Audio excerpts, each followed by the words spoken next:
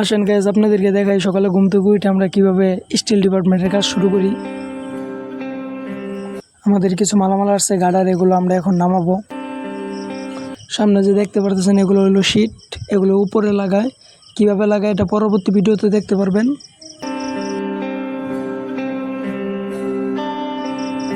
এগুলো আমরা কীভাবে নামাই আপনারা দেখেন।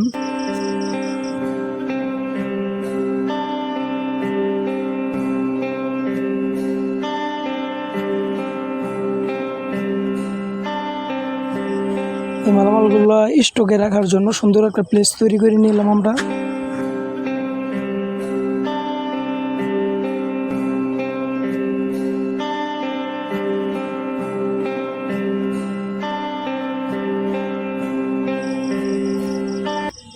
এগুলো হলো ফাইবার টিন, এগুলো শীটের পাশে লাগায় ভিতরে আলো আসার জন্য। আমাদের সব মালামাল এক জায়গায় স্টক করা শেষ, এখন আমরা একটু রেস্ট নিব।